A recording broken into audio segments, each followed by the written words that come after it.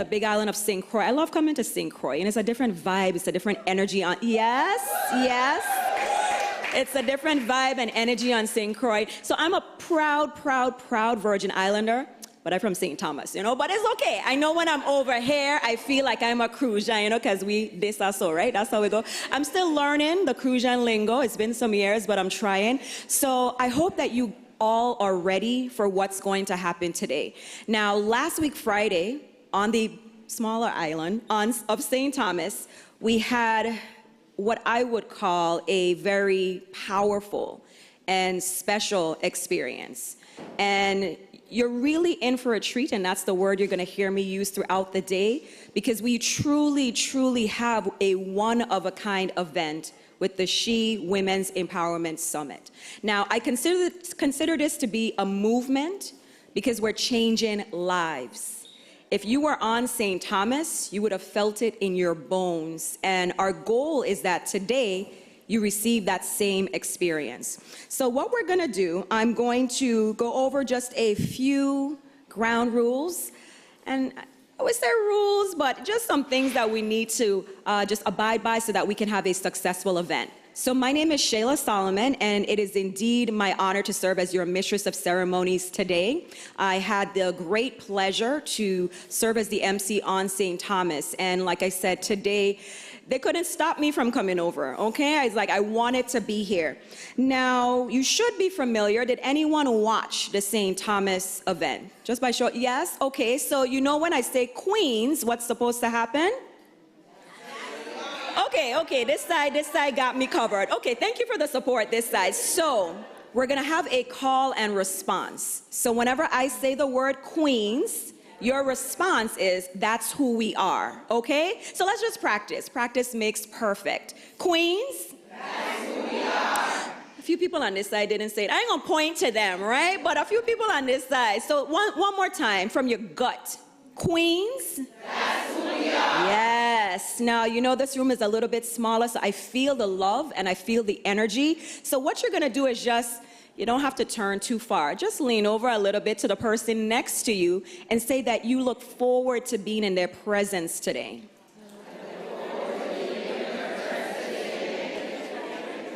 And then let them know how beautiful they look, because they are beautiful. Yeah, they're absolutely beautiful.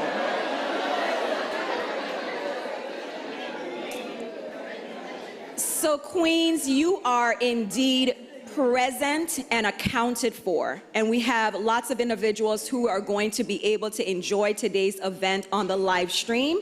But your presence here today, it speaks volumes. And we thank you for being here today. And we know that the information that you receive today, you are going to take it out to your offices, your families, your organizations, and your communities, because we are, in fact, the change agents. Because Queens, okay, you guys catch on so fast. So let me tell you a little bit about today's platform. Now, this was designed by the Department of Health and the Department of Human Services. You're going to meet my two favorite ladies, the commissioners of those entities, in just a bit, but they really had a vision. They wanted to make sure that they could focus on key issues and topics that are really near and dear to women. So today we're going to provide resources regarding mental health, physical and financial wellness, lots and lots of resources. And I know for a fact that my expectations were surpassed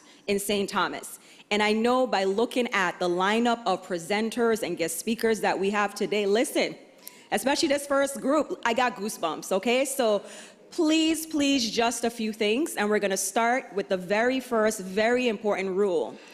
Make sure your cell phone is on vibrate, all right? Similar to St. Thomas, if your phone rings, you'll have to come up on the stage and sing a song in front of everyone, okay? And I get to choose the song, all right? I will choose the song. So please make sure that it's on vibrate, all right? Now, I know that you have your meetings, you have text messages, the office is gonna call you, because if you're not there, it's the end of the world, right? So I understand. But the next thing that I need you to do is to just take a deep breath.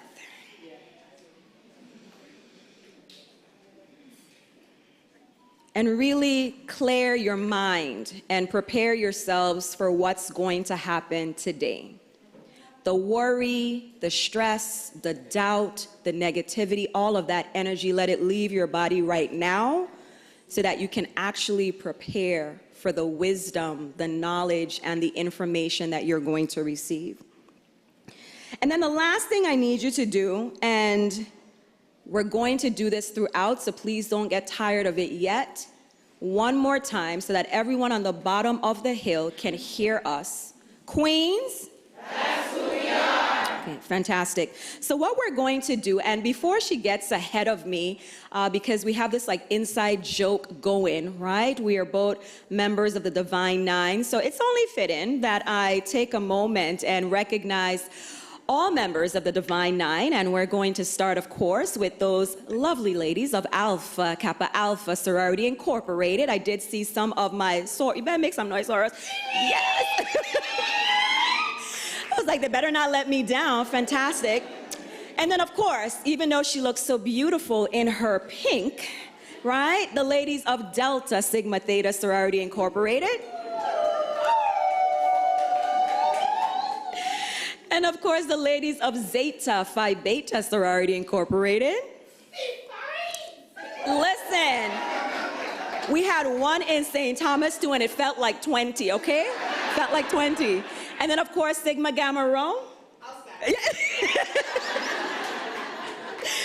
And of course, for all of you here today, I cannot and I will not stop thanking you for being here. So we're going to get started. I know you're ready to hear from the first panel, and I'm sure that throughout the day you're going to be taking down your little notes, getting those golden wisdom and nuggets so that you can take back. So we're going to go ahead and, no, you're fine. We're going to go ahead and get started.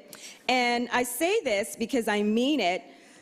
She's one of my favorite people, not just because she looks beautiful in pink, but I mentioned this on St. Thomas when it comes to that great energy and personality and really just being beautiful on the inside and out. Our First Lady, Mrs. Yolanda Bryan, I mean, she is all that. She is all that. So we're going to begin today's program with some opening remarks from our First Lady, and then we're going to transition right into the very first panel. I hope that you guys are ready. I know our panelists are ready, right? Yes, for Queens?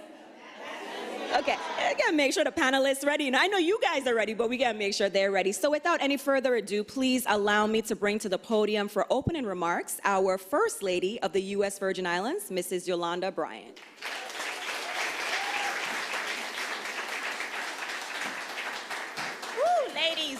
Ladies, we are queens. That's who we are. This is our castle. Look at this. I came in here, I climbed those stairs, and I felt, this is my strut. This is how I came up.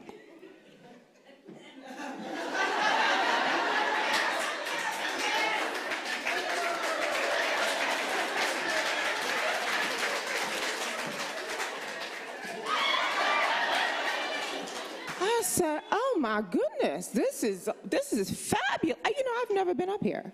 I said, we are a queen. We in a castle. How fitting.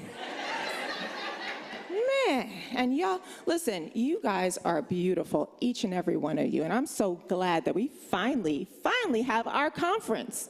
Yes. I got to put on my glasses. Good morning. Thank you, Shayla, for that wonderful, wonderful introduction. It's not very often that I wear pink from head to toe, but it's fitting for this month. What can I say? First, a very special thank you to our health commissioner, Justa, Tita. Thank you for having me.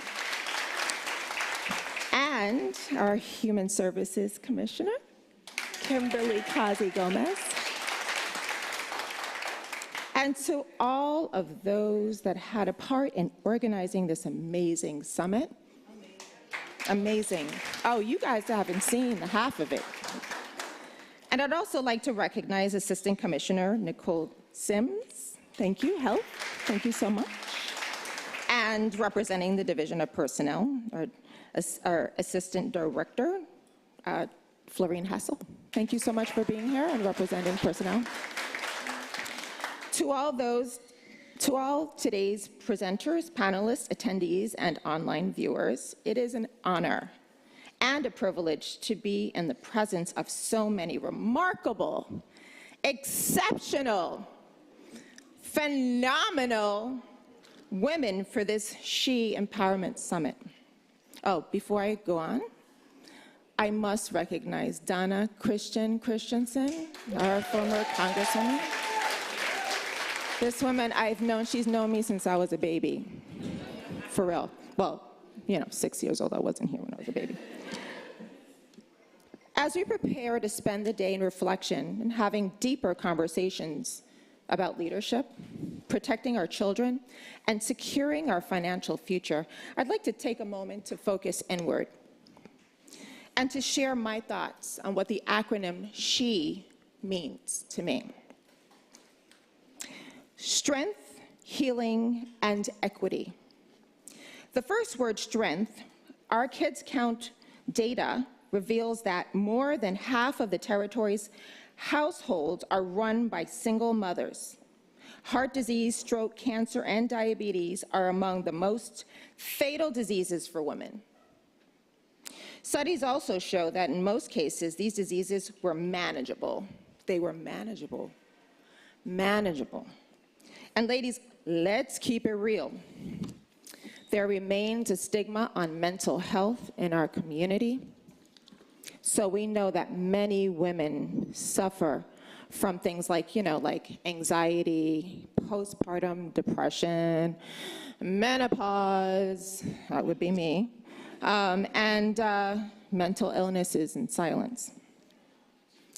What these statistics show to me is that as women, we often place ourselves last. We got a lot to do, I can attest to that. I too place myself last for many reasons, including, but notwithstanding, being a mother with a child diagnosed with diabetes at the age of 12 and being the primary caretaker of that child. Notwithstanding other things, but yeah. We take care of our partners, our children, the household, our jobs, and manage everything in between. Today, I encourage you to put yourselves first. Put yourselves at the top of, put your health at the top of your to-do list. Take some time off and go get that mammogram. I promise you it's the only reason why I'm wearing pink today from head to toe. It is free, the mammograms, and you can visit your local hospitals, and early detection is the best detection. I actually just did mine 2 weeks ago, and I was called back. And I said my prayers, and I went to believe it or not, the JFL has a wonderful, go visit Millie. She's a peach, okay? They're certified, it's beautiful, it's easy, it's quick. The machine was designed by a man, I'm sure, because it's not, I don't know what woman would design a thing like that. Early detection saves lives. Ladies, get your annual checkup. Make the time, just make the time. We have all kinds of excuses. And ladies, before we get to those moments that are too heavy, that weigh us down, find the time to ask somebody, grab somebody or someplace or something that you can lean on, or take advantage of the resources available at the Department of Health and the various nonprofit organizations located right here in our community. You can light those candles, light that incense, buy yourself flowers, go to the spa, do whatever it takes. I love the beach, water makes me feel good. Do whatever it takes that makes you feel good as a reminder of your self-worth, importance and self-love. Yes, it's important. It is important. We get lost in all the things that go on in our lives. We have to we have to make it important. Carve out the time. Even if you have to wake up a little bit earlier, I'm crazy. I wake up at 4:30 in the morning. Takes me a minute to get out of bed. Then I go walking for 5. And so, you can do it. I know it's a lot, but you can carve out just a little bit of time. Your physical, emotional, and mental health matters.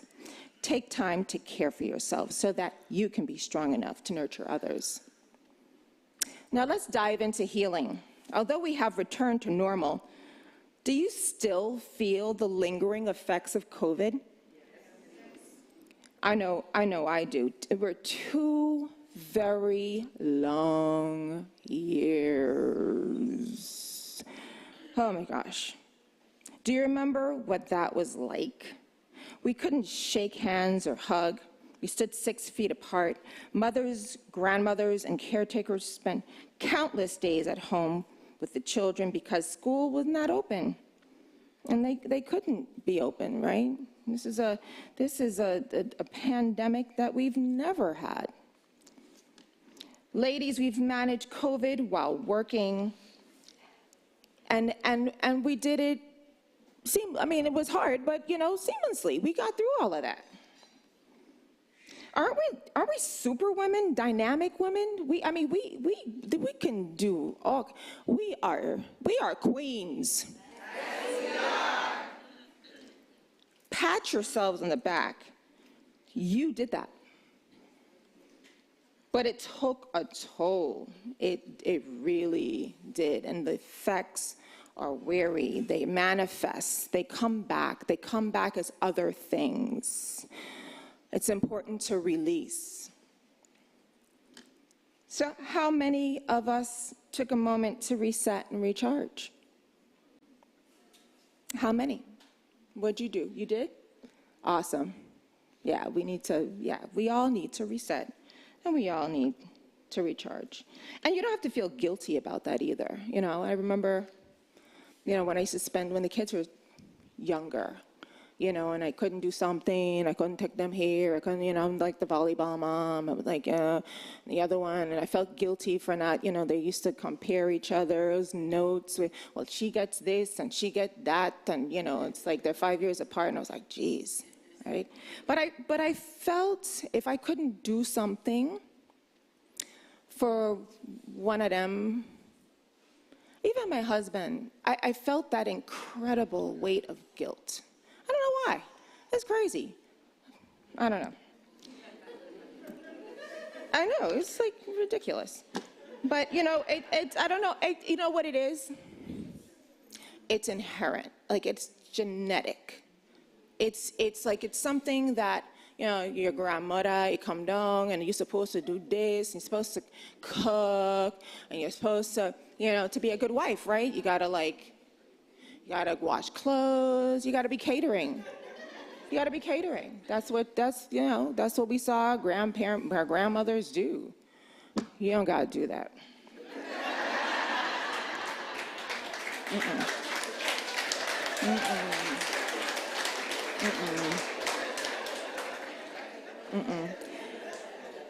Take your first steps towards healing and self-care like today, immediately. You are needed, you are important, and you are valuable. You're valuable. You are valuable.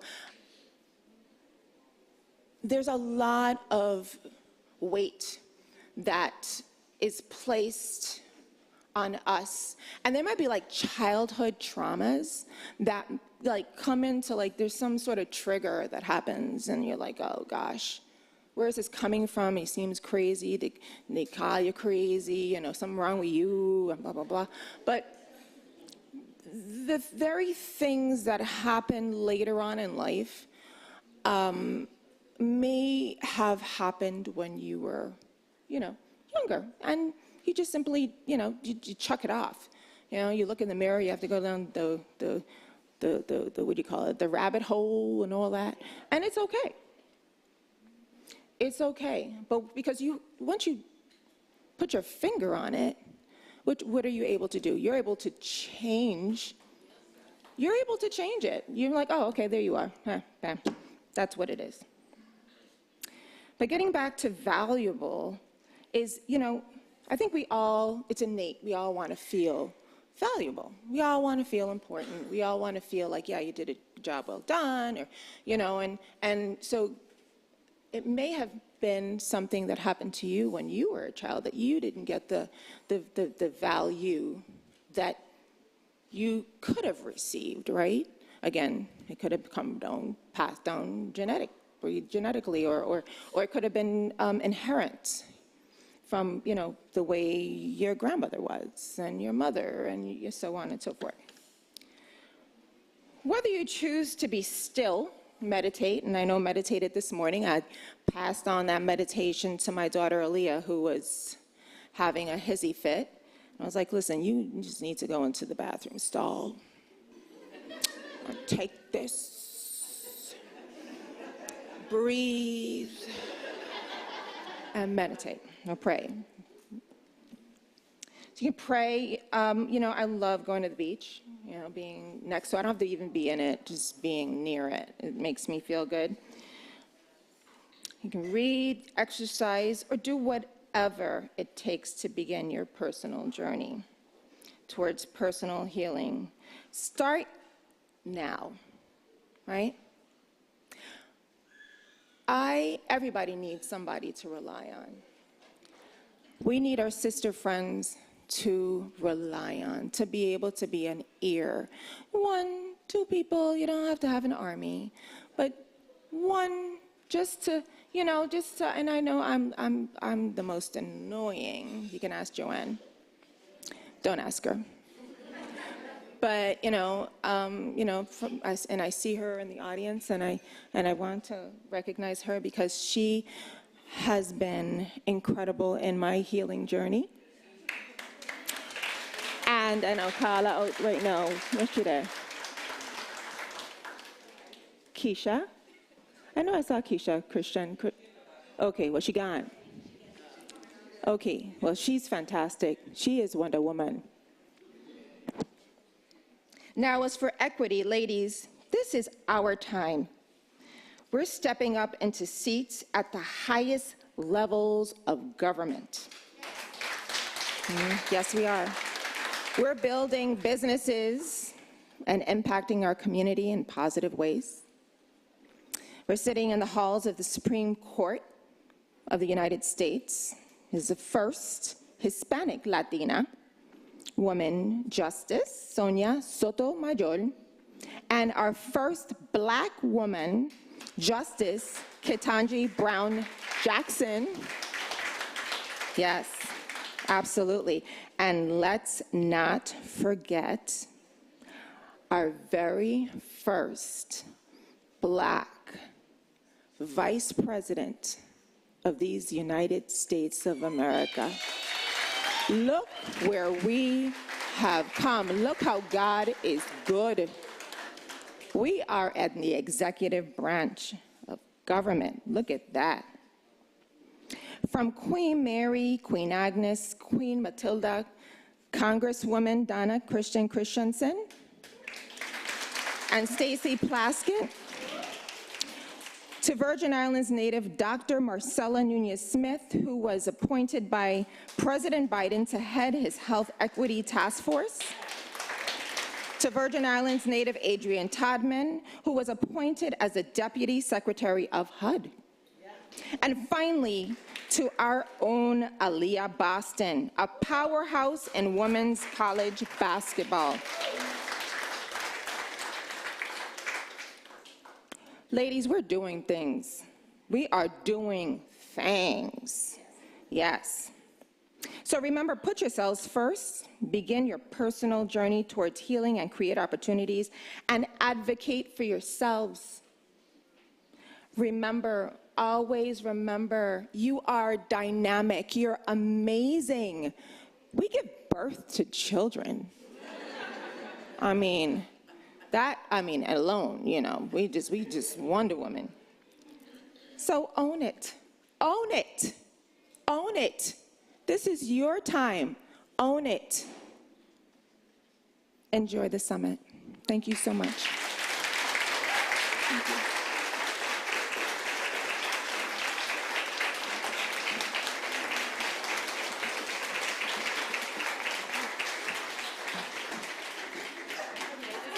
Wait.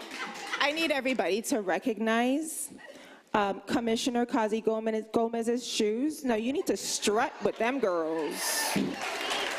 Yeah. Okay.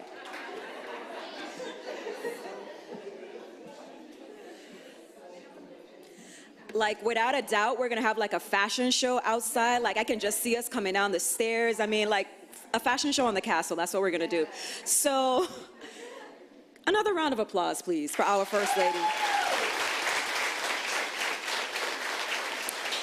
I know that after this month, I won't get to see her in pink for quite some time, so I just want to embrace it and just take it all in, and just like my Sora's right here representing, like, oh, I got lots of pictures of her in her pink, lots.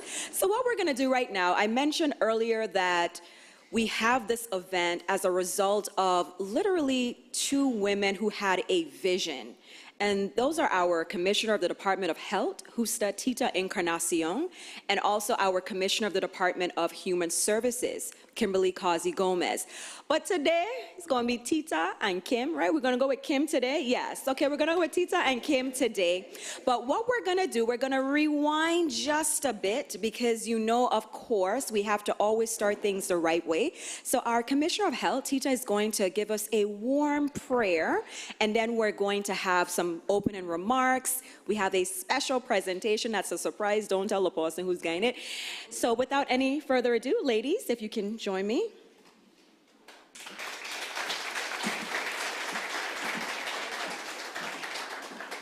So Kim doesn't know this, but she's joining me in prayer today.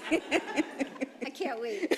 Are we bowing our heads? Well, let me just say, right, I really and truly, I don't believe in, and Nicole and my team can tell you, I don't believe in starting anything without saying thank you to God. Yes.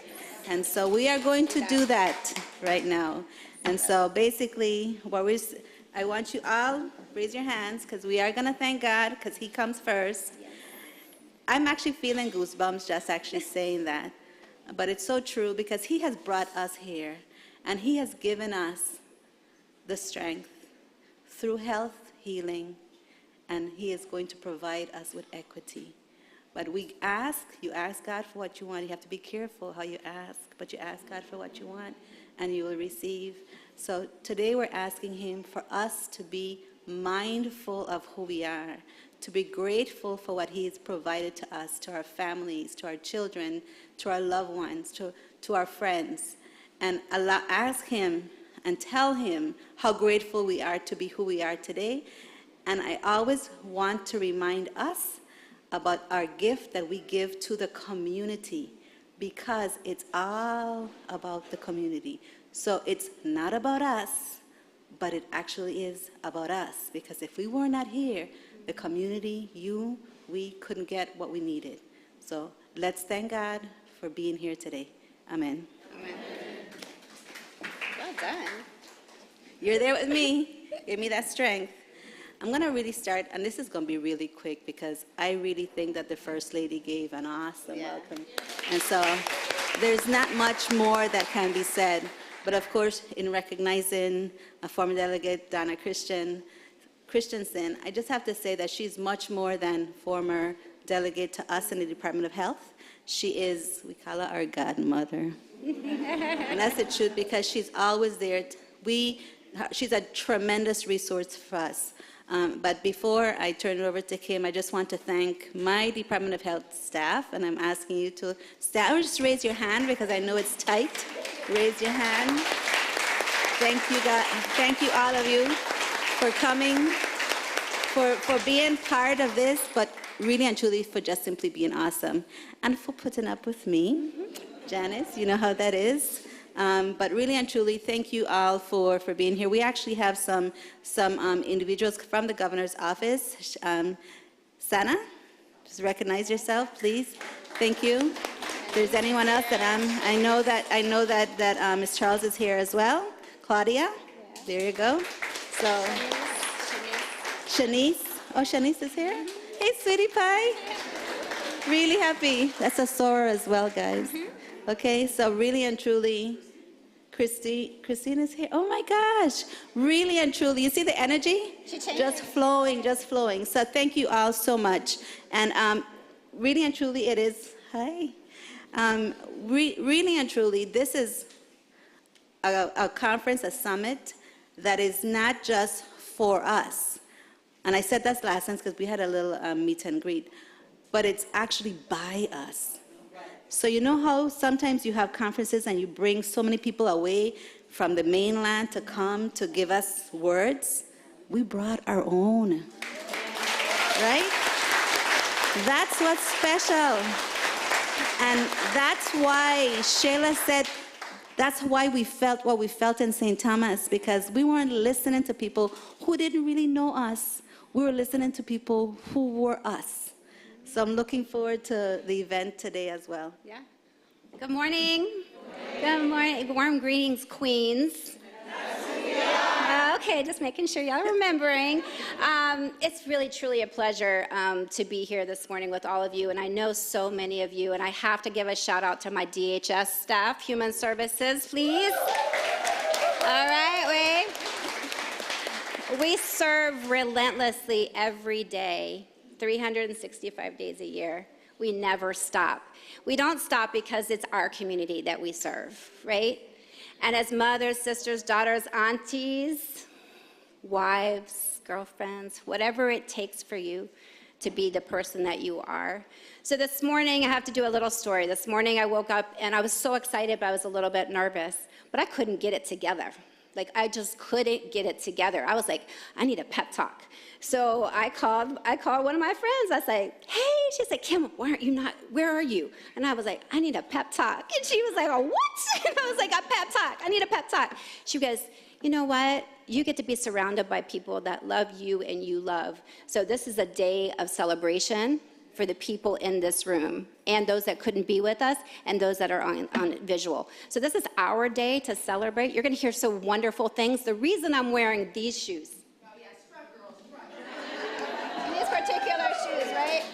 Because Tita here said, we're gonna take pearls away, right? Isn't that what you said, Tita? She said pearls, and I said, you know what? I'm gonna wear my pearl shoes and my pearl necklace that my parents gave me when I was born. And so for me today is about celebration of women, strong women. I came from one, my mom Priscilla, hi mom. So today let's celebrate one another. Take every little ounce of energy you can from today and make it carry you through, because there are going to be days when you can't. And when you can't, these are the people that you need to go next to and pull the strength. So God bless all of you, and I can't wait for today. I'm super excited. So today we're going to give thanks to Governor Bryan, because he is supporting this, and it is because of him that we had a discussion. We decided this is what we're going to do. Assistant Commissioner Dr. Cleo Cragwell-Sims and Commissioner Kazi Gomez, we sat and we spoke together, and we made it happen. And Renee Schuster is also part of the team, and she really was a big, especially here in St. Croix, just getting it all together. So, but you know when you put a pair of sneakers on and you try to walk without tying it, sometimes you need a little bit more help to tie it. So we got Makita Webster to tie our shoes for us. So thank you, thank you, thank you. So in all those kudos, right, there's a special person that we want to recognize, and we're doing it early today. She really and truly has stepped up to her call, and she shows up wherever she needs to be. She wants to be, and we want to make sure we take the time to recognize our First Lady and thank her for being who she are, a special part of our lives.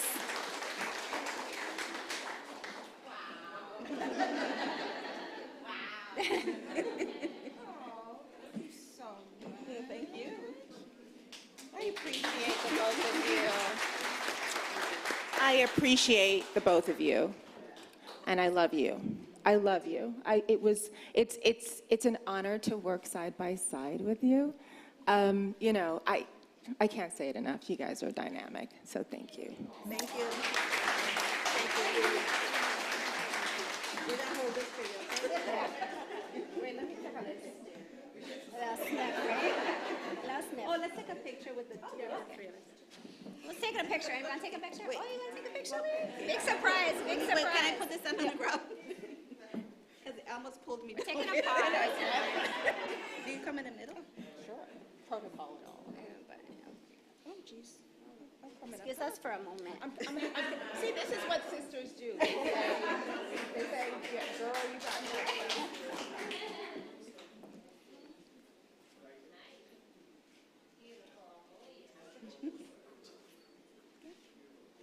Thank you. Thank you. Thank you. Thank you. Enjoy your day. Sheila, it's all yours. Queens. That's who we are. There you go. Excellent. So we are going to just transition into our first panel. There's so much in store for you today. We don't want to delay any longer. So at this time, I'm going to call up our first group of dynamic women. Our panelists for this session include Summer Sibley Brown, Sydney Paul, yes? This lady was like, oh, I know her, yes. Sydney Paul, Keisha Christian, Zara Spencer, yes. And our moderator is going to be Tamisha Lambert. Now, our session is called Think Tank, tapping into thought leadership. And I just love the themes and the topics of all of the sessions that we're going to have today. So the impact of investing in our community to manifest change in education, healthcare, economics, public policy, and the arts.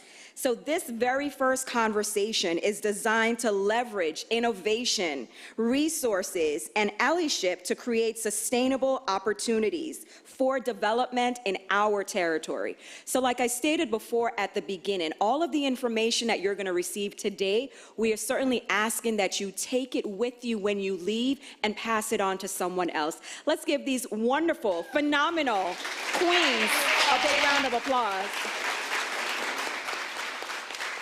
Listen, I'm going to be saying this all day because you guys are just taking my breath away by how beautiful you are today. I mean, every day, right? But how beautiful you are today. So enjoy our first panel presentation. We are just getting started. Make sure that you do text someone and let them know that they can enjoy all of the information on the live stream on the Government House Facebook page. So they don't have to miss anything, even though you're here live in person, but they can watch the live stream, okay?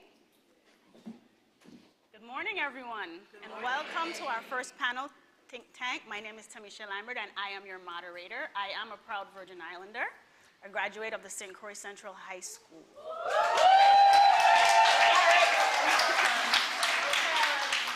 I acquired my Bachelor's of Science in Management with a concentration in Operations and my Master's of Business Administration in Global Business Leadership with a concentration in International Trade. Today, I have the great opportunity of being on this panel with these lovely women who I'm going to ask to briefly introduce yourselves so that we can begin. Sure. Good morning, everyone. Good morning. My name is Zara Spencer. I am a Crucian lady. I was an alumni of UVI, a BA in Business Administration. I worked several years in the government as a labor relations specialist in the Office of Collective Bargaining. I then went on to St. Thomas in the private sector in marketing. And then I got the entrepreneurial bug. I opened a restaurant in the Midwest, which became #1 4 years in a row in the Midwest. I am also top 10 of rising stars in the culinary world in the Midwest.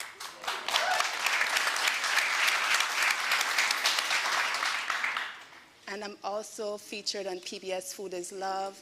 I've worked with Sauce Magazine, Feast Magazine, the gamut, serving food that my grandmother taught me. Right now I work as a Chief Marketing Officer for Digital Factory. It's a Chicago-based tech company, and I'm looking forward to bring all the things I've learned away back home. Yeah. Good morning, everyone. My name is Sydney Paul. I also am a Crucian lady. I love that phrase. I'm going to use that now. I graduated from St. Joseph High School, went on to get my bachelor's in sociology from the University of Chicago.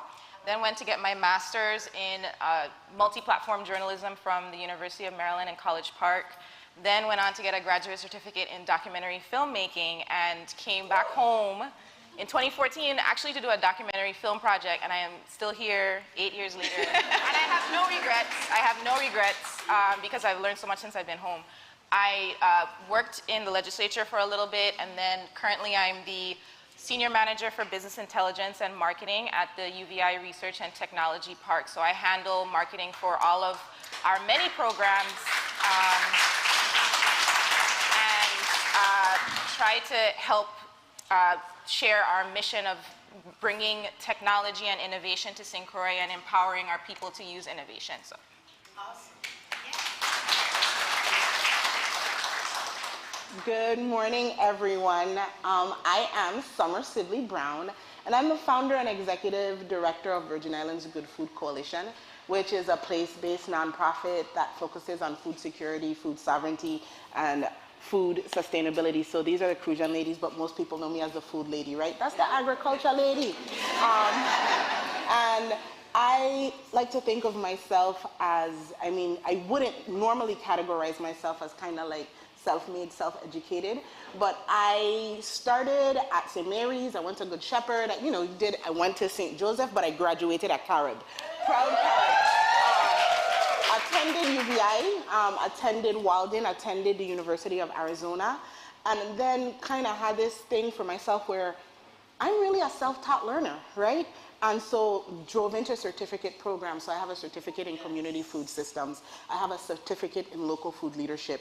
Googled my heart out and found every toolkit that there could be on how to build sustainable foods. Went and networked across the nation with the University of Iowa, the University of Kentucky, the University of Nebraska. I've done keynotes in food systems for Iowa, Nebraska, Kentucky, Alaska, Hawaii.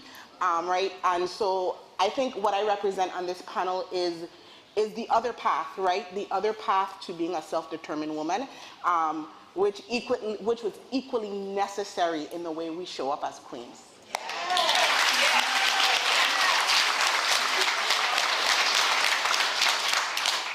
Good morning. I am Dr. Keisha Christian. I am the owner of Neighborhood Pharmacy. I am also a Crucian, but I am also from Frederiksted. I graduated from, so this was a long journey for me today. I graduated from St. Joseph and went on to University of Georgia to get my doctorates in pharmacy. I worked in Georgia for maybe 10, 16 years and decided to come back home in 2011, and then in 2015 I opened Neighborhood Pharmacy, and that's where we are right now. I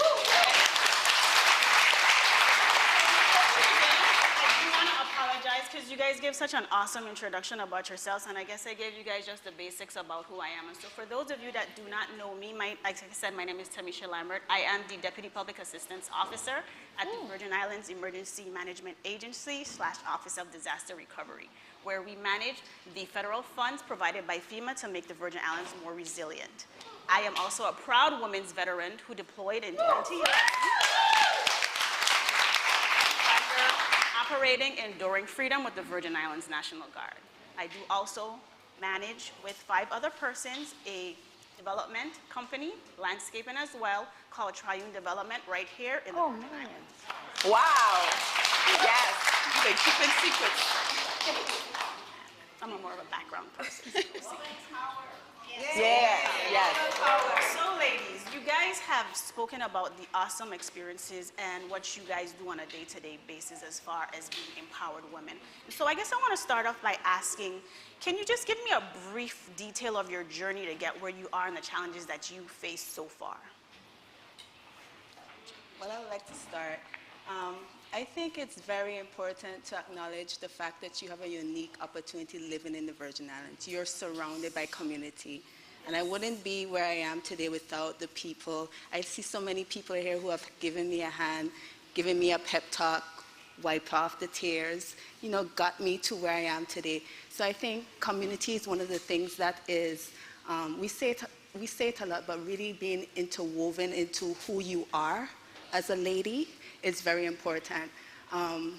The journey here was not straight. It was up, down, in between, around, U-turns, reversing. But I'm here by the grace of everybody here and the Most High.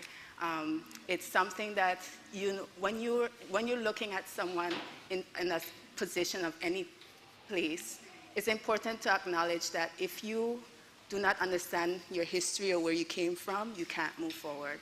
So for my journey is understanding my community, understanding the people who are my cheerleaders, and understanding that the path sometimes isn't straight. You have to just keep on going.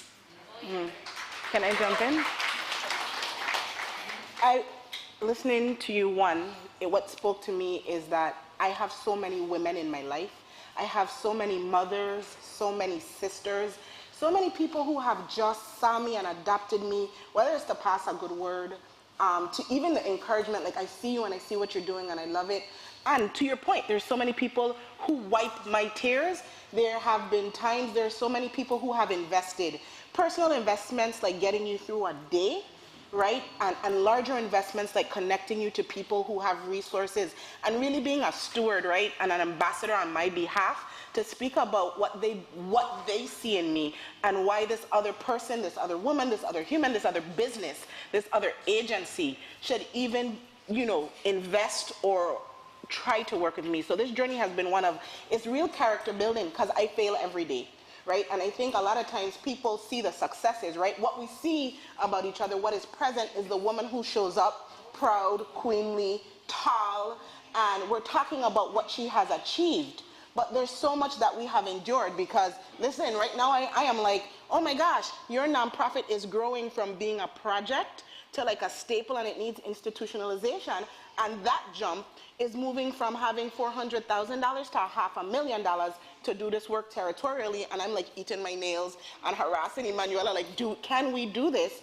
And it's about finding my courage to show up every day. So on my journey, I want to say that I failed a lot. But it's not how many times I fail that matters. It's how many times that I get up.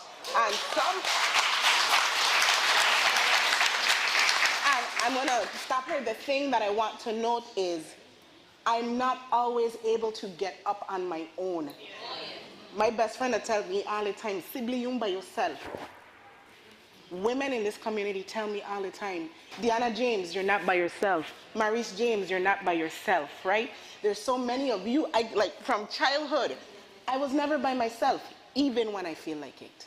So I think a key thing that you both mentioned are community and not by yourselves, right? And so I know, Sydney, you've done a documentary, and Dr. Christian, you've opened Neighborhood Pharmacy amongst other pharmacies here in the Virgin Islands. Can you tell me what your sense of community as far as helping you engage into the documentary that you've created and as far as getting you from just opening the doors and what the community provides to you as they go into your business and provide you, with sustenance that you need to be able to survive?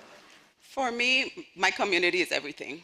As I look out in a crowd and Zara was talking, I saw Rosalind, who actually was with me when we were breaking down walls ourselves. I see Sana, who helped me with like my business plan. And I always say like there's no neighborhood pharmacy, and I can't do what I do every day without my community. There's no way for me to do it by myself. I don't try to do it by myself because I know I have people that I can count on, but I also want to double back because I feel like people need to hear like my story so it can help somebody else. So my story is one of resilience. If you had asked me 15 years ago if I would ever come back home, my answer to you would have been no. But you know when they say, when you make a plan, God will laugh? Yes. So I thought that I worked for a big corporation in the States, and I thought I would have been in their corporate office. That's what I worked towards, that's what I was learning, that's what I was going towards. Every time I went for like an interview, I got turned down, but I ended up having to train the person that they hired. So after a couple of times, I was like, man, I'm done. I'm going back home to the community. And then there was like a winter storm. And this island girl and cold weather, it don't mix. So that Christmas, I was like, by summer 2011, I am moving back home. So I made my plan, kids came home for the summer, and then I worked at 2 different pharmacies here, and I still didn't feel like it was what I was supposed to do. So, you know, they say hindsight 2020, like God kept closing those doors for me, and she's like, that's not where I want you. That is not where I want you. And then, you know, raising kids on my own, being a single mom, like there many times when the pharmacy was about to open, I sat and I cried on the floor, like, what are you doing? Because I had taken out like all my savings, all my investment, and put it into this place. I was like, this thing has to work. This thing has to work. So it's just, you know, for me, when I look back, I was like, this is where God wanted me to be. And so that's my story. It's so interesting because when I moved back home, I told my mom encouraged me to do the documentary program, and we had to do our own film. So I did a film when I was in DC, and then through my mentors in the film space and from University of Chicago also inspired me to come back home to do a documentary on what my thesis project was in undergrad, which was the influence and impact that music, particularly calypso music, has on politics in the VI and in the Caribbean. So I wanted to do a film on that, but you know, you have to pay bills, you have student loans, you have to pay bills. So I got a job working in the legislature. I was working with my uncle, and being in that space and hearing stories from the community about challenges that they were having, issues, happy times, really sad times, frustrating times. I was like, wow, there are all of these stories here that no one hears. Like in this in the territory, we hear those stories, but I feel like there's a lot of lessons that can be learned from all of these really unique people and stories that I was hearing. So I you know, worked at the legislature and then transitioned into the RT Park, but still realized that no, being here for just 1 year is not where I'm supposed to be here, and somebody has to tell these stories. So that's why I'm still here. I'm still working on that journey. And part of that, when you asked the first question, Tamisha, was the first thing that came to mind was mental health. And my mental health journey has been, and I'm sure we all experience it, we just don't talk about it as much, but being a woman, you have to be everything to everybody all the time. And I don't think that I would have had the support, even from people like Summer, from my mom, from others in the community who you can, you know, have somebody wipe your tears, have somebody to vent to. We don't talk about that as much, and I feel like my journey isn't over yet, obviously. I think we all, like, it's a continuous process, but I feel so much more sure of my identity and where I'm supposed to be, and I don't think it would have happened if I wasn't here with the community that I have. So that's why I said I do not regret the 8 years that I've been here, and I have so many more to go. But yeah, the journey, it fluctuates. It fluctuates, and I think that with the years that go by and the reassurance that you get from the community around you, that's the direction, right? The doors close, the doors open when they're supposed to. So yeah, I'm still on that journey, but I feel assured with the people around me all the time.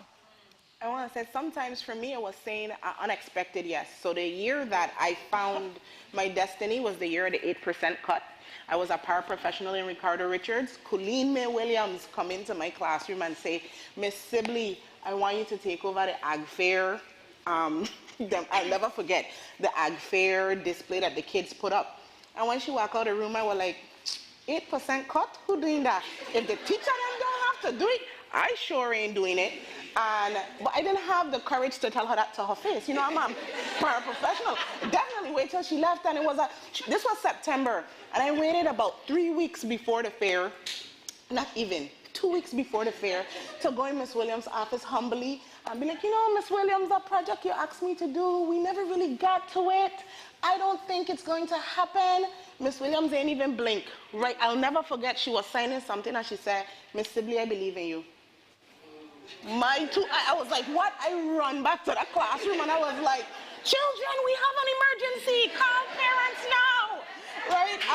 And so we called parents, and like maybe 6 children and 2 parents stayed with me after school. And I was panicking. I was like, listen, so the one thing we can't do is fail. This is Ricardo Richards. We have to get a prize, young people.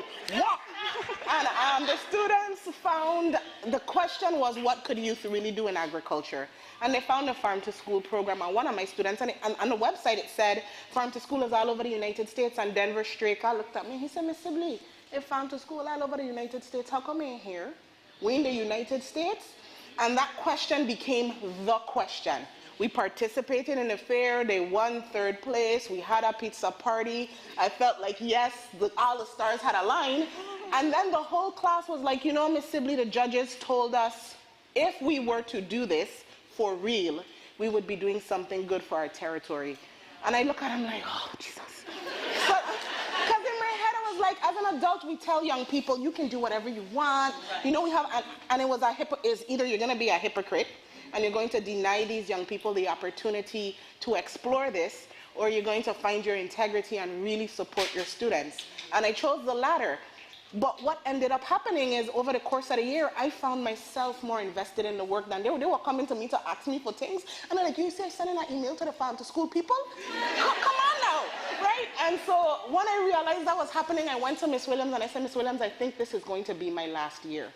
And she said, what? You're so good with the kids. And I said, the students deserve somebody who's going to be present. I was present with them and they were with me, and now they've given me something to do and I need to leave.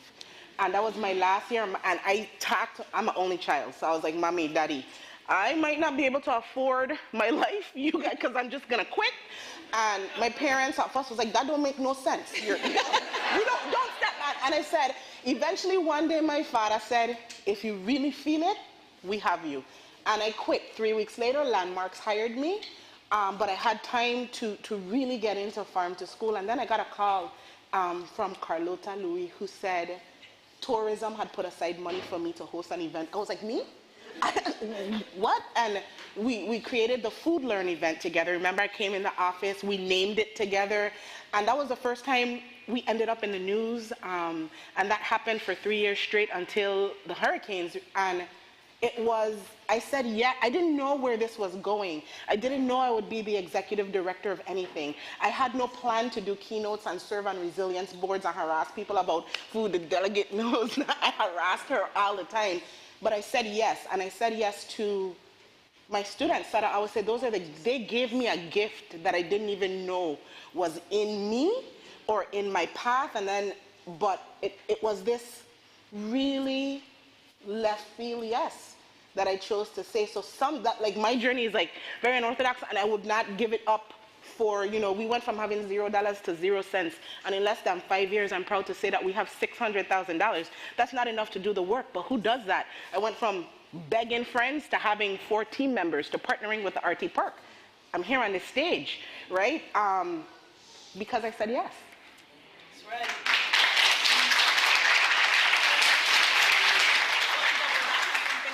You mentioned mental health and being a woman in leadership, and I think it's important, especially for women up and coming, or that's still there. I know a part of my journey is I'm proud to say I do see a counselor ever so often, because, you know, with the pressures of work, sometimes you need to unwind and you need to get it out there to someone that just not your friend, someone that doesn't have a biased perspective on whatever it is that's going on in your life. And so, I mean, can you, Dr. Christian, you know, tell me, what is it that you guys do, or what would you encourage anyone to do that's up and coming? You know, it wears on you mentally. You're a single mom, you're a young adult. What is it that you do to unwind or to seek that mental stability that you need in order to move forward? Oh man, everyone should see a therapist. Agreed.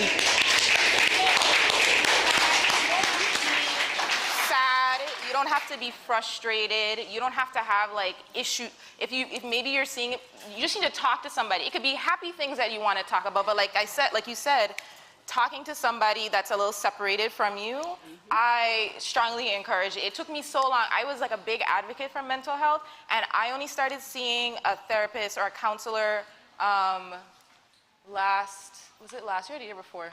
Oh, 2020. So 2020, I went and I was like, why did I take so long to do this? And you learn a lot about yourself, and I think just having that conversation, one. Two, I love to write. I get it out on paper, that's just my thing also. And I think that I get some catharsis also from helping people tell their stories as well, because some people may not know how to communicate, even if it might be with a therapist, but you know, and I think that's also why I enjoy journalism, because you're almost like a therapist to someone else too, just having that conversation and hearing and receiving people's stories. Yes, see a therapist, and then what I've been learning to do is say no. I was terrified of saying no, and it got me in a lot of trouble because I was in multiple places. I felt like I was in multiple places at once. But it feels so, and it's okay to say no, because we're not, we will never have the capacity by ourselves, in the sense that you can't be everybody's hero all the time. So I am learning to say no. I am learning to balance my life and work. Balance my personal life and my work life. We've lived in a society for several years now that's like the hustle mentality, 24/7 working, and after self-reflection, I'm coming to a point where you need to have those times where you detach from things, from your work, and making sure that self-care is self-care, mental health is just as important as physical health, right? So I am of no use to anyone if I am burnt out. I am not giving the quality work that I would like to do. So I just ask that people respect when I take the time for myself. So yes, that's my advice. I'm gonna agree with her about therapists. So I have a therapist that she tried to give me up the other day. She's like, oh, you're doing great, and you seem like you can this. So I'm like, girl, no. I'm gonna stop and everything is going to go downhill. Yeah. So just having somebody to talk to, and especially if you're somebody that everybody comes to, yes, then you need somebody that you can, that can guide you through a lot of the emotions that you go through. Also, too, everybody knows, like, I'm a traveler, and me traveling is the time that I just take to re-energize, rejuvenate, so I can come back and give back to the community, have the same energy that I have. So, everybody to just see the traveling part of it. But it's for me, and just taking that time out for me so I could come back and continue to do for the community. I wanted to add that it's important to have a schedule. I think we schedule everything else except time for ourselves. Yeah. So it's good to have a therapist, I agree. It's good to have that time that you get away, but in your everyday life, so that you can manage and not feel overwhelmed, you need to have a schedule. I wake up at 6, I have my devotion, I drink my tea, then I look at my phone. I think we get up and we look at our phone, oh, this person needs this, I have this deadline. But if you try or maintain a schedule with yourself over time, you find that you get more done, and you're not frazzled, you're not overwhelmed, and you're not shaky. I just wanted to add that. So Zara, you have a schedule. You're great in culinary. You've been established in the Midwest. You have awards, and you're well known. I know over COVID, a lot of women businesses for culinary arts popped up in the territory. What would be your recommendation as far as being resilient? Because I know they popped up, and then some have weaned off, and some are still here, or other people are just saying, you know what, I'm a chef, I'm gonna get a cart, and I'm gonna cook. What would be your recommendation? I think if you are in a passion-based business like culinary, you need to also know the other part of the business. So it's one thing to have good food, but if no one knows about it, if you can't balance your book, if you don't know how to keep your lights on, it's not gonna work. So my advice to anybody in business is, yes, you have your passion base if you're really good at cooking, but also know the business that you're in. Mm-hmm. The food business is one of the hardest businesses to maintain. A lot of them don't make it past the 5-year mark. But I want to say to everybody, Someone said they Googled the hell out everything. I think you need to, we are in the information age. There's nothing that is not at your fingertips. If you do not know something, you can Google it. If you can't Google it, the person next to you know it. And most of the times, we as women are afraid to ask for help. Yeah. I was in that boat at one point. You have to ask the right people for help, garner all that information, and then apply it. And I know that you're also a young Black woman in tech. You've done some marketing along with Sydney. And actually recently, I've had some interviews conducted at my job where 2 resumes came before me, and the passion that these women spoke about was in illustration and programming. Mm-hmm. And you both are marketing majors, do tech. You came back home to do your documentary. And I started to wonder, I was like, right now we have the fellowship program that's great, a great opportunity for those people that are interested in finance and business and what's not. What would be your encouragement, or how would you go about providing assistance to those ladies that, you know, we're in the minority, we would like to do tech, we want to do marketing, our resources here are not as grand, or our opportunities here in the territory is not as grand as it would be on the home in the US, but we want to do it right here in our homeland. Mentorship is important, and planting the seeds from young is important. I look in the audience, and Donna Christensen, she planted that seed in high school when she gave me an opportunity to go to Howard University. I don't know if you remember that. And that opened my eyes to see, okay, they can do it, I can do it too. It's important that so as an individual, if you're in the tech field and you want to pursue it, again, education, information is at your fingertips. Find somebody in the field that you want to emulate, ask them for help.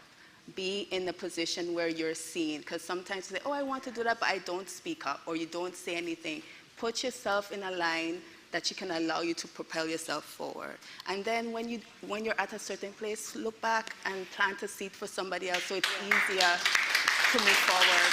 Yeah, I want to piggyback off of that. I think one of my biggest messages that I try to get across with the RT Park, a lot of people know that we're an economic development organization, so a big part of what you see is where there are tech companies coming into the territory to work, and they get benefits for establishing themselves in the territory.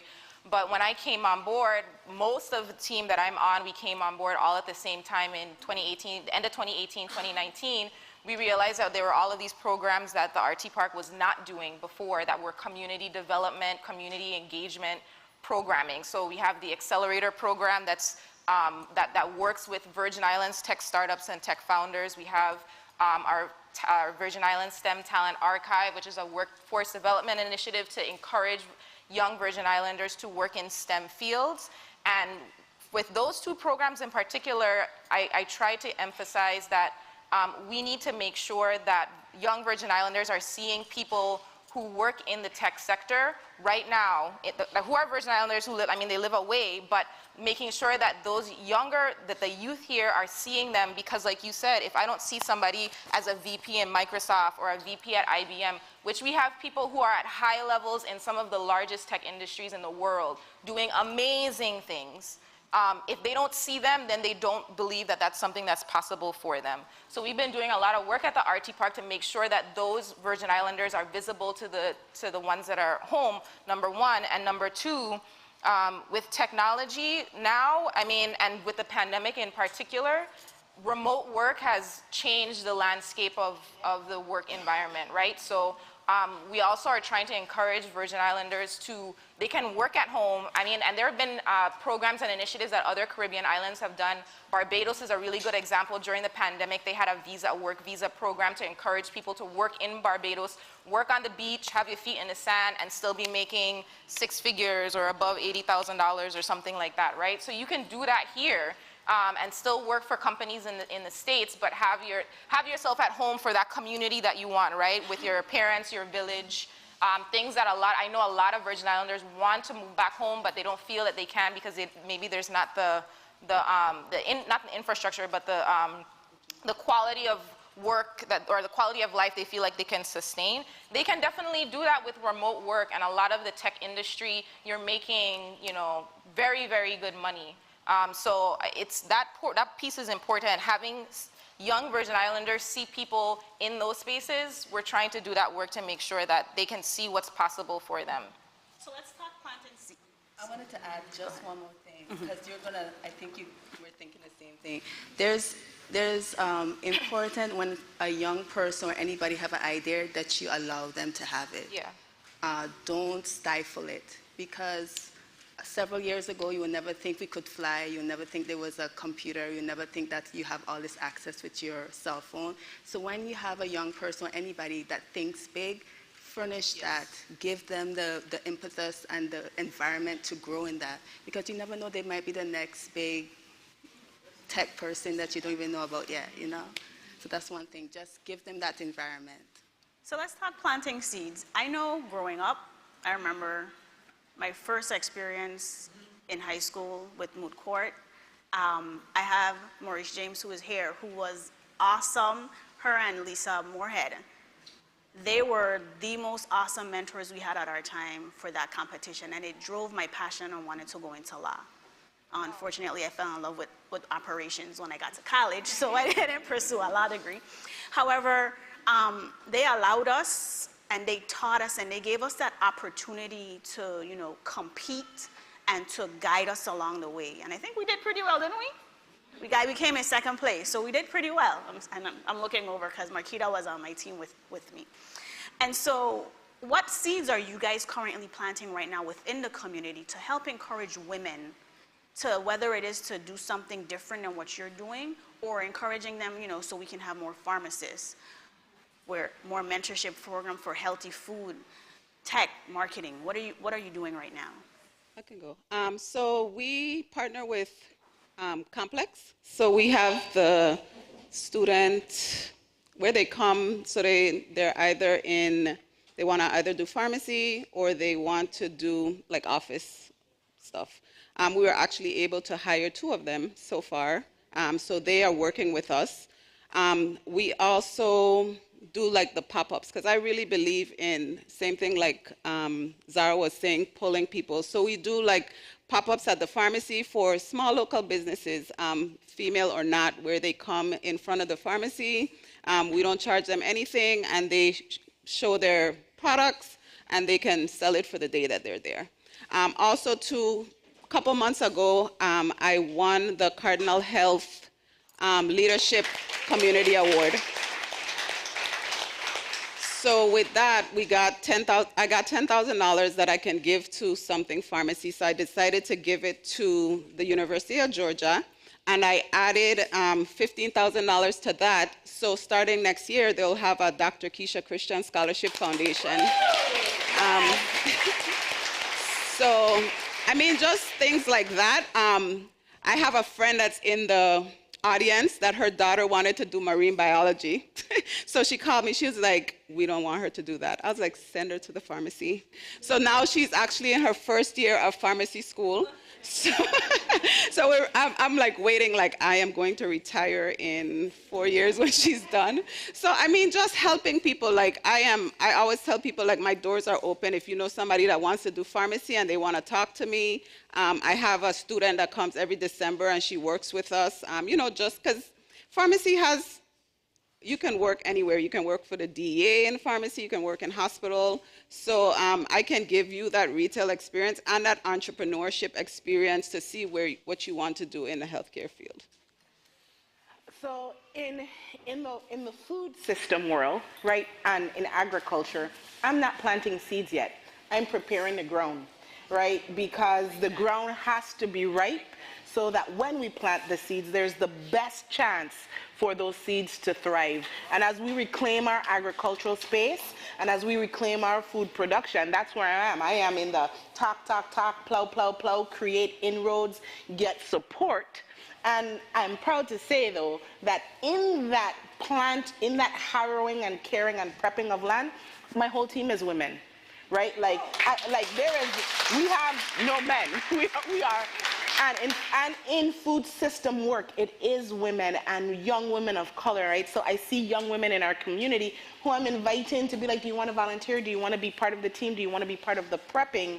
Because there's a space for you, not just in the Virgin Islands, but there's a space for you globally, and a space where you can quickly rise and shine and bring that attention back here, right? Because Caribbean women, Virgin Islands women in particular, we're a special kind of wonderful, right? And people need to experience that, so I am prep phase.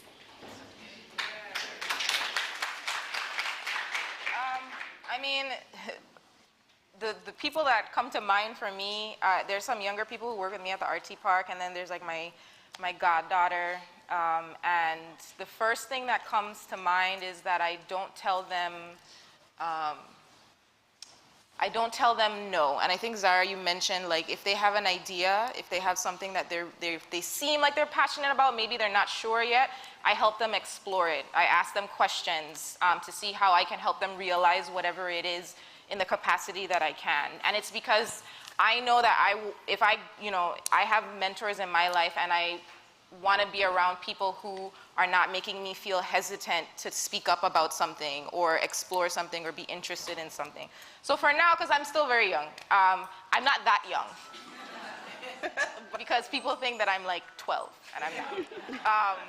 But I try to make space for them to feel comfortable to explore. And that's the most that I can do right now. And I advocate for sure. For a couple people in my office, I advocate for them because I can see the potential that they have, and I want to work around people who are like that. So it's just making sure that they have a space to feel heard. Can I add something to that? And also sharing our stories. Yes. Because people sometimes think that we just we went from 1 to 20.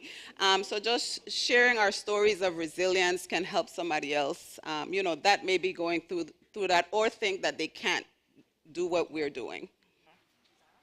For me, I think mentorship is key. I have several mentors. I mentor a lot of college students right now, and I think it's important to just have a conversation. Sometimes we may be muddling through ideas in our head, but just talking it out and then having someone to bounce ideas off of is very important. So I lend myself to that. I also think my plan for the future is to have some kind of program in the beauty field and the food field where I can send people off to college and have them come back home. That's one of the things I want to do here. And then also have the opportunity, because the biggest resource in the Virgin Islands is the humans. The human resources here is phenomenal. We have brilliant, beautiful, dynamic, phenomenal women here. And I've traveled all over the place, and I still come back here and say, we're some brilliant people. Like, we have it here. So finding avenues and ways to grow the biggest muscle that we have, which is our brain, I want to help facilitate that. Right now I'm doing it through mentorship. And so we're getting ready to wrap up. And so I just want to challenge you, if you were to give one phrase to all these women in the room, what would that phrase be in order to encourage them to move forward to the next step in their journeys? You have everything you need. Just believe in yourself. Say yes to yourself. Never underestimate the power of a kind act. These are the words from Michelle Obama. They are not smarter than us.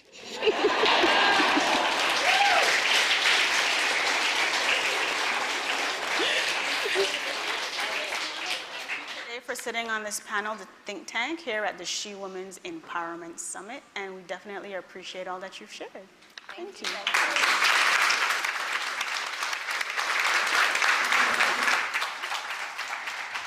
Oh, sorry. We're gonna do questions. We're gonna do question and answers. We're sorry. We're still here with you. So we're gonna do some question and answers. So we're gonna take some questions from the audience. So if you could just kindly raise your hand if you have a question, someone will bring a mic to you, and then we will begin. Question here. Yes, hi. This has been amazing. Totally amazing. I had a question, and I'm glad I remembered it because it was earlier in the day when you guys were talking about mental health and being really transparent about therapists. My question is, like, a lot of us work for the government. We're really blessed to have health care that pays for that. But I know people, and it's a really it's a deep part for me to know people who are entrepreneurs or have small businesses or in a position where they're working or not working who do not have health care. So how do those people get to see a therapist or get that release that they need? They are making it every single day, like basically, and sometimes just on the edge. And listening to you guys talk that you really, really need, and it's an emotional subject for me, really, really need to speak to somebody. How do those people, it's very expensive, so how does that work? I could talk from own personal experience, right? I worked for a really small nonprofit, and for years I didn't even have a salary, right? Because I was giving to the organization first. And so I have to pay for my therapy out of pocket, and I am happy to be able to be at a place where I can afford to. But I think as a community or as a society, as we diversify our insurance opportunities, right? We have to figure out how the civic sector and private sector fit into those packages and how the revenues we generate totally as a government plus, you know, what is given back in taxes really puts aside a portion of that to allow therapy for individuals to be important. I tell people I am an emotional eater, right? I'm not gonna have a mental breakdown. You're gonna see me in the McDonald's line. You're gonna see me ordering a quarter pounder. I'm the good food lady who, when she's stressing, I want the supersized Coke and the quarter pounder with cheese because I'm managing my stress, right? So for me, my therapist knows I use therapy in spurts. I was like, oh my gosh, what's going on? When I see them close, I was like, oh, these things, what are you really battling with? Because I'm gonna eat it, I'm gonna starch it to death.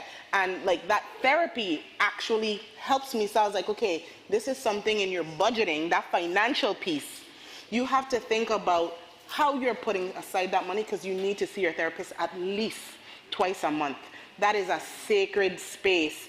The writing helps. And then I have friends, like Sydney and I will take a beach day.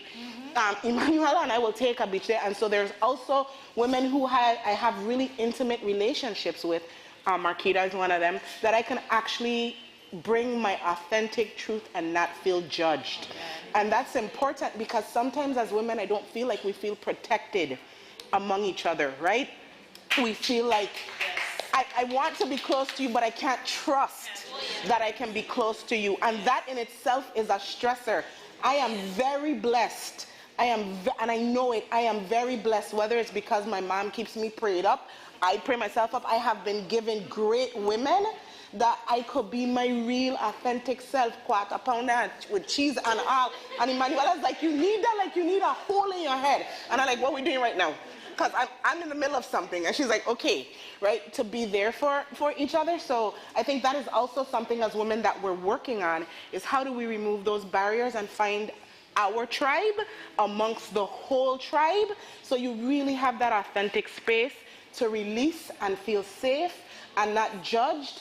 And listen, I'll tell you, even when somebody does know your business that you only tell to one person, you understand the intention behind it was never to harm you. Because people could tell me Emmanuela said, and I'd be like, okay, because that's my best friend in the whole world. So even if you know something you're supposed to know, I might be upset that she said it, but I never doubt that in the morning when she wake up, just like she wanted the best for herself, she wanted the best for me. So we working through that mishap. I want to add to that because as you were saying that, you know, Summer and I have a great relationship. And I don't remember how well I knew you at the time, but I came by your house just to talk. And I don't know, I was there maybe for an hour or two, and I blinked and all of a sudden I was like bawling, just like crying, just talking about all of the stresses that I had. And I'm like, I'm so embarrassed. I'm crying in this lady's like house. She doesn't even know me that well, but it was the connection of understanding that I felt safe and I had trust between the two of us. And I think that's really important to have when you don't have those resources that, you know, people who have insurance have, number one. Number two, For those, I know entrepreneurship is hard, so that's something that I think having those personal relationships to engage with is important. But if you work for the private sector, I would strongly ask or advocate that you advocate for yourself. I mean, a lot of workplace environments now are building in programs or just spaces, safe spaces to feel supported at work. Like I said earlier, I've grown up in a generation where like the hustle mentality is real and your bosses expect you to be working all the time and working really hard. But especially with the pandemic, there are a lot of private sector businesses, small businesses who are allowing space for their employees to take vacation, to take self-care days, knowing that you can take a 6 day for mental health. It can be a mental health day and that's okay. So if you have a small business and you have employees, I would encourage you to make space for your employees to feel comfortable and have places to decompress or allow them time to decompress, because then it allows you to have better workers and better employees. So if you are a business owner, please allow your employees to have space to feel that they can decompress because they need it.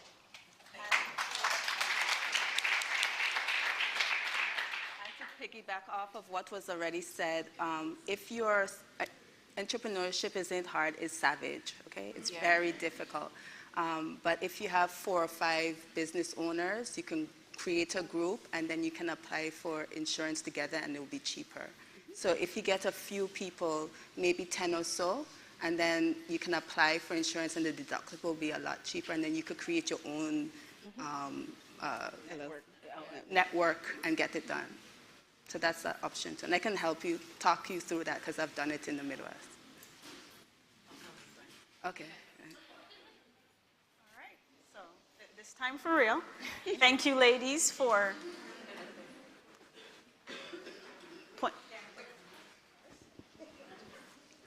Hi, morning.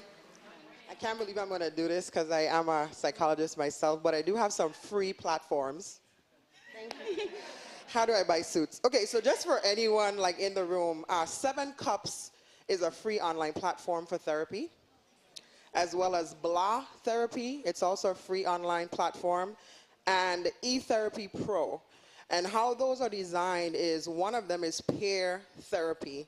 So it's just persons that know, like the ladies were saying, but you have that opportunity to chat. There's also a text. It's safe space therapy. You just text that, and someone on the other end will answer you and kind of walk you through. So that's if you have no insurance, no finances, no money whatsoever, but definitely need that. So 7 Cups, Blah, B-L-A, Therapy, and eTherapy Pro. Okay, just to help you guys out.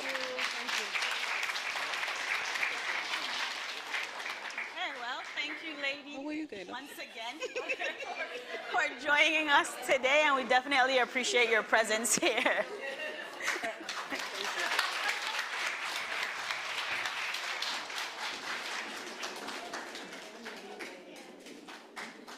Queens, let's give those phenomenal women a big round of applause.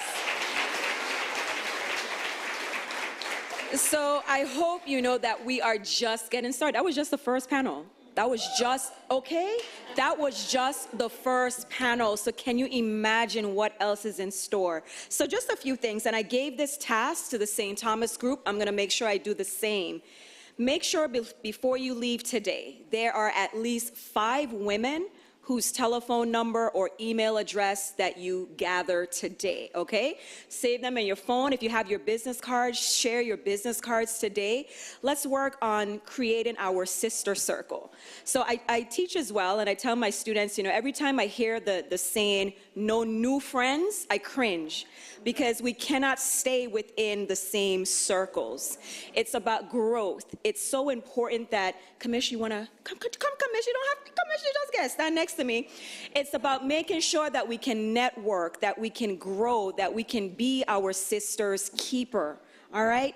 I am so big on mentorship. I'm so big on just finding women who are either doing something that I aspire to do or someone that I can seek for guidance. So the talk about mentorship, it really resonated with me. You're actually going to hear and see some of my mentors today. I'll let the commish add her piece, and then I'll come back. Well, actually, I did have a piece to add, but I wanted to do something else. One of the things we were speaking about last night, and that is Sonia and I talking about what's next. And questions like you asked are going to spark what's next. So don't think that this is the end. We had a summit last week. We have a summit today. We're just starting. So it may not be a summit, but it may be a plan to incorporate communication. We have a website. We're going to maintain that website. Ms. Webster. But we're going to be able to give you the information that you need coming forward and what we're going to do in the community. But my dear Janice Vermont looked at me and gave me a reminder. Everyone, I just want you to stand. Just stand for a second. I have to put her on the spot because, okay? All right, you guys ready? A little bit? Because sitting like this sometimes, right? You feeling it? Right? Okay, and raise your hand a little bit. Stretch just a little bit. Don't hit the next person next to you, so stretch out. Okay? All right. That's it. They'll sit back down. And I know that we're close, but this is what I want you to do. Every time you think of how close we are in the room, I also want you to look outside. Isn't this beautiful? We have really found a tremendous venue. So when we go out like for breakfast and when we have lunch downstairs, just think about what the experience is. So we're going to step ever so often so that you can stand a little bit. And of course, Shayla's going to tell you a little bit about where you can find a restroom and stuff like that. But I wanted to take that moment. Thank you so much. Queens? So we did have some folks, some ladies who joined a little bit after the fact. So we have a call and response. So whenever I do say Queens, your response is? Fantastic. So just a few other things before I introduce our next dynamic speaker. I was talking about mentorship, and I think it's just so important. We heard about trust and making sure that we can be there for one another, right? We can't do it by ourselves. We can't pour from an empty cup. So I really encourage you, use today as a starting point to grow and develop that circle. And I'm gonna test you guys when you're walking out the door to see if you have 5 names, at least an email address for someone that you don't know. I know there are a lot of familiar faces in the room, but if you find someone that you're seeing for the very first time, please use that as an opportunity to connect. And now we're going to transition because we do have lunch for you. We do have an afternoon session, so we want to keep things moving smoothly. At this time, I would like to call up, we have a wonderful presentation, and let me make sure because I want to double check something. Give me 1 second. See, I get excited and then I lose my notes. So here we go. So you heard of a TED Talk, right? We're familiar with TED Talks. So today at the She Women's Empowerment Summit, we're going to have She Talk, right? And we're going to have Donna Thorpe, and she's a journalist and a professor. She's going to host our very first She Talk segment, #winning. I just love it. That should be our hashtag every day. And it's going to be a strategic roadmap to creating the life you really want. Close your eyes for a second. Donna, you can, I'm going to move from your podium in a second, but close your eyes for a second. Close your eyes for a second. Can you actually visualize the life that you want? Can you see it? Yes. That one in the back, she was like, yes, I think about it every day. Okay, open them back up. So the life that I want, I would love to win the lottery and get a you laughing like it's, you just laugh so. But win the lottery and get a one-way ticket to Greece, all right? So if you, one way. So if you don't see me in the Virgin Islands, that's where I'll be in Greece. But outside of that, it's really just to continue to contribute to the place that I call home. All of you could have been anywhere else, dominating the entire world. but you chose to be here at home, St. Croix, St. Thomas, VI. So we thank you for all that you do for the Virgin Islands. We thank you for making this the place that you want to become better. So join me in welcoming to the podium for her She Talk, Donna Thorpe.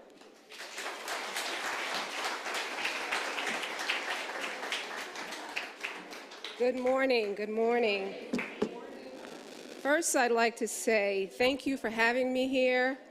I am the product of a very strong Crucian grandmother, an extremely strong Crucian father, and I am home right now.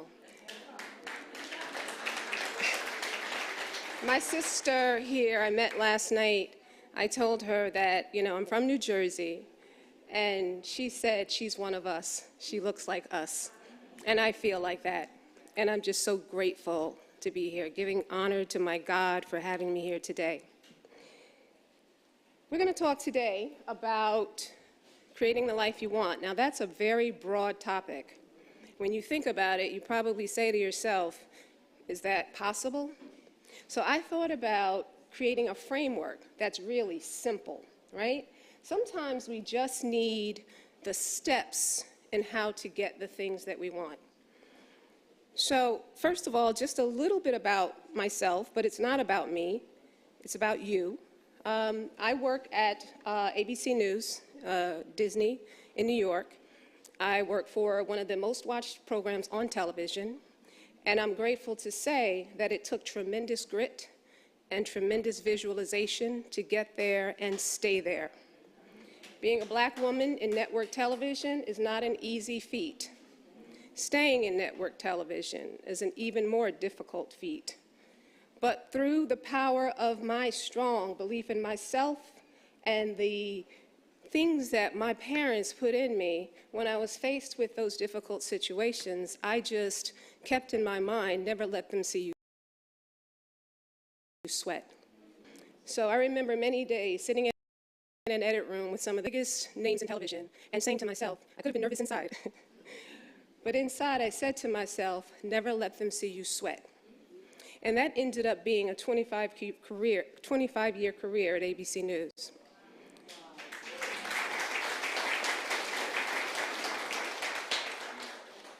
So, a strategic roadmap to getting the life you want. The first thing I thought about when I was starting my career and how desperately I wanted it, right, and how difficult I thought it would be. The very first thing is define what success means for you. A lot of very powerful women are sitting in front of you, but everyone is not the same. Success is a personal journey, as you mentioned last night. It's a personal journey that you must define for yourself, okay? And what that means is, as a professor, I always tell my students, think about what makes you happy, right? Think about where you are in your flow. Flow is a very important word for me. When I'm working, I am focused, laser focused. I'm happy, I'm writing. I'm like, yeah, I get excited every day, even now, right? That's why I know I'm in my flow and I'm where I'm supposed to be. So when you think about this life that you say you want, is it really yours? Is it your definition? Or is it a definition that, as one of the speakers earlier said, that your grandma or your titi suggested you, something they suggested you do for your life? And I don't think that a lot of us stop and really think about, is this what I want for me? Motherhood is wonderful. But the reality is, does everybody want to be a mother? It's a hard truth, but it's real. And I think as women, we don't give ourselves the time and the space to think about what's real for us, okay? So I challenge you today to take a moment and think about what's real for you, not for your grandmother, your precious mother and father, your precious aunties, but for you. So, make sure that what your goal is really what you want. And you realize that sometimes we get along later in our lives and we look back and we say to ourselves, did I really want that? And you wonder why it didn't work, right? Because you didn't really want it in the first place. So think about what it is you really want. The next part of this strategic roadmap is to see it, to feel it, and prepare for it. Now, we've heard that before. I've heard that a million times. But I've done it. And I remember when I was doing it that I would visualize something that I wanted. I saw it every day. I would sit in my church and I would see this actual thing that I wanted, and I would feel it, and I would feel the joy that it brought to me.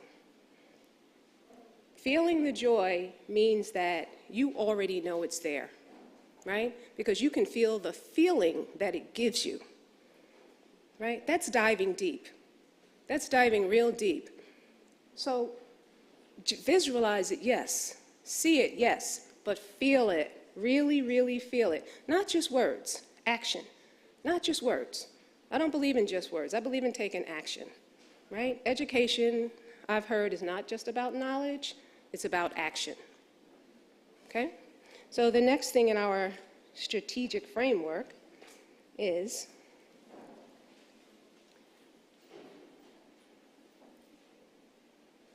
make sure, most importantly, that you've done the work. We're not chasing unicorns, right? We're talking real stuff. And real stuff requires preparation. When I knew that I wanted to rise through the ranks at my company, I went back to school. I got my first degree at the University of Connecticut, and then I went on to Columbia University and got my second degree there. Because I knew that's what it took for me to move myself forward. So I had to put in the work. I had to put in the work by continually taking training classes, continually learning for myself. And there were times when there were things, because, and again, I've been at this network for 25 years. I don't know if any of you remember Peter Jennings. Yes. Great. But I started when Peter was alive. So working with that caliber of journalists requires you to be really good. And I will pat myself on the back, okay?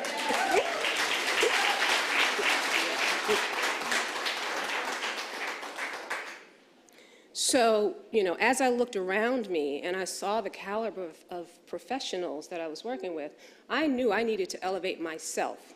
And frankly, if they weren't going to give me the training, I was going to get the training myself. And I did. There was never a time when anyone put a challenge before me that I depended on them to prepare me for. I prepared myself, right? This world, this life, as you all know, you're all smart, educated women. Sometimes you run into a wall where they say, you're here, but they say, we'll move you up. When I walked in the door, they said, you're on the fast track, right? But as I got to the first hurdle, that hurdle got a little higher, right? They moved it, right? And I know this is being taped, so I got to be careful, but the truth is, I just speak truth. The truth is, the higher that hurdle got, the more determined I was, right? And the more determined I was to get the training I needed, to keep the mindset that I needed, to stay sweet, right? That's real. To stay kind in a cutthroat industry. I am still me, right?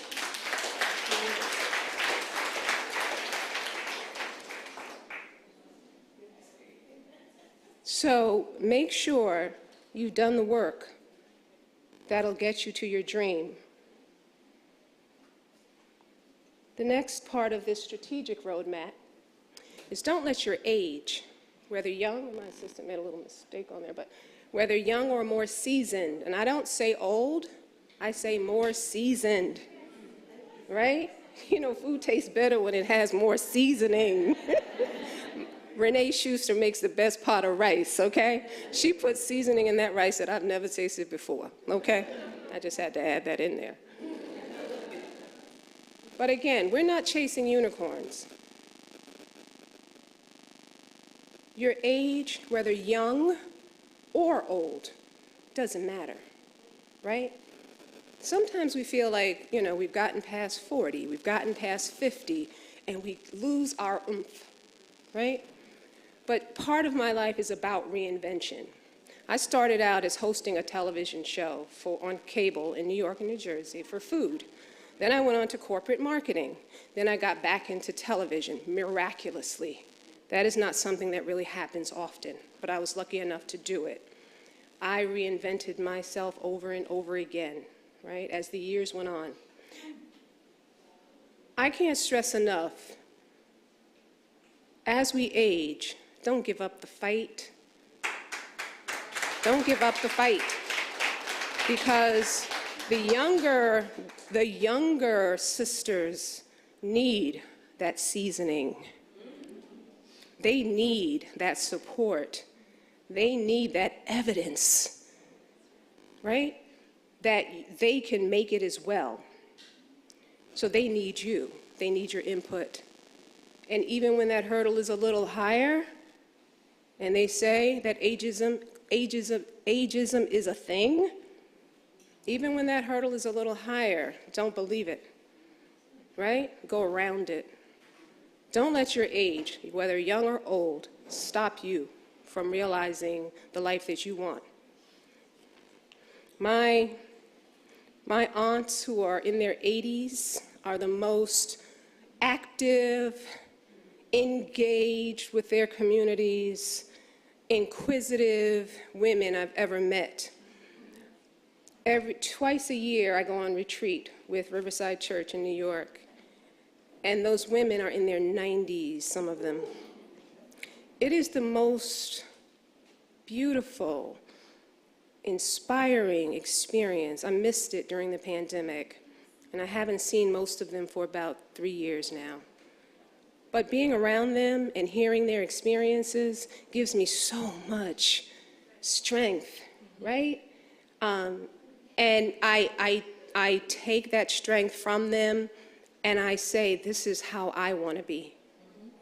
I want to be active. I still want to be driving.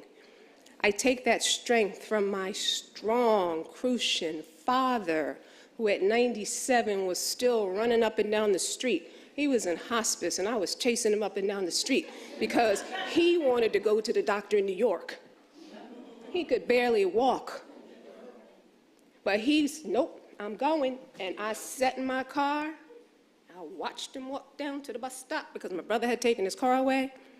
I watched him walk back up, and I just sat there because I know I couldn't stop him until he got tired. He passed away gently 3 years ago, bless his heart. But that man was so strong, and I'm so proud to be his daughter. And I say that here in the land that he was born.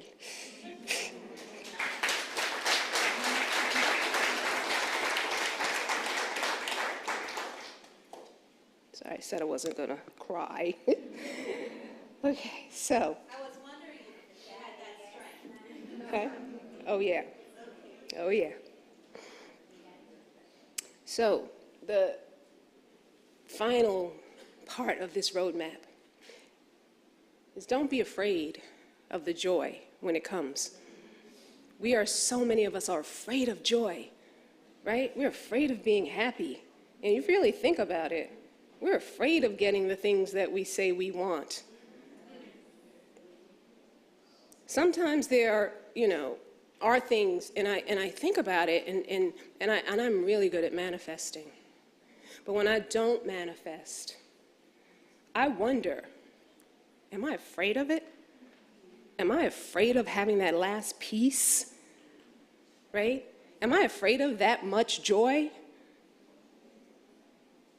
One of the things that I am most proud of is having so much joy. And I don't care who's mad at it.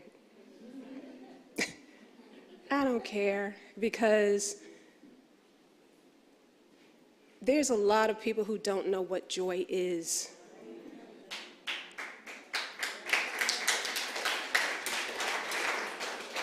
And joy, right? That sense of wonder that we lose as we grow older.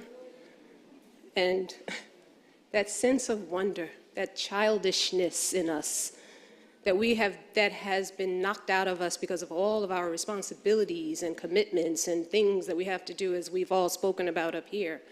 Knock out that sense of wonder and that joy. So, I challenge you, my sisters, to find that joy, to dig really, really deep. And as you visualize those things that you really, really want for your life, number one, make sure you really, really, really want it. And make sure that it is your dream and not someone else's. God bless you, and thank you so much.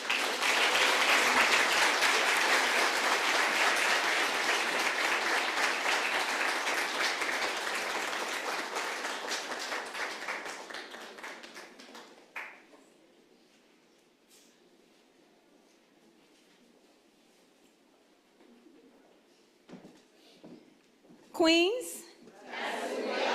Can we give this phenomenal woman a big round of applause, please? Thank you so much. Thank you. I told you the lineup that we had today, even the lineup that we had on St. Croix, it is exquisite, right? Exquisite. So we're to the point of the program. I won't say my favorite part, but we're going to have a small break for lunch. However, and lunch will be provided downstairs, I wanted to share my favorite quote.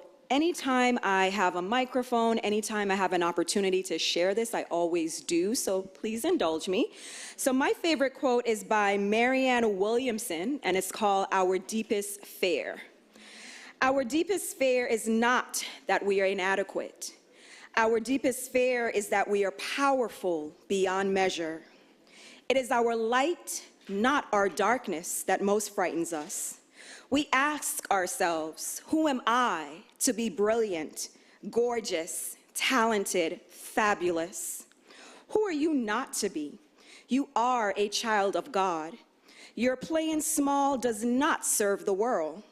There is nothing enlightened about shrinking so that other people won't feel insecure around you. We are all meant to shine as children do. We were born to make manifest the glory of God that is within us. It's not just in some of us, it's in everyone.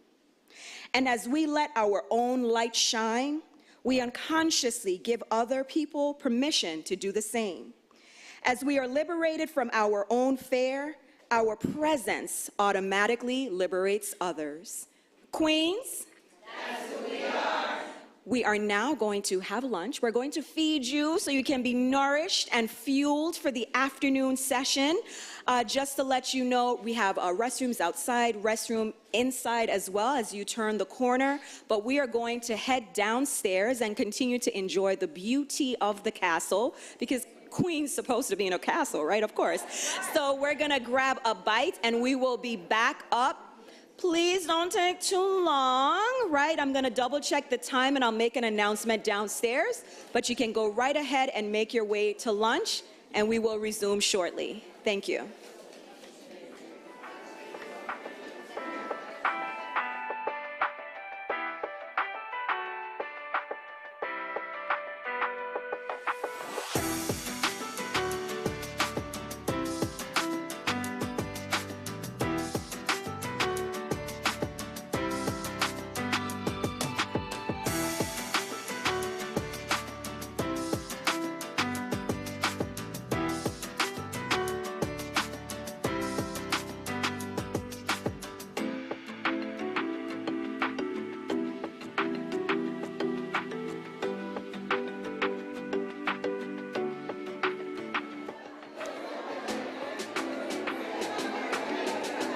They want me to, thank you. So just to let you know also, ladies, on the outside porch, on the balcony, there are vendors, so you can please take a visit and take a look at the tables. We have the vendors village on the outside balcony area. Thank you.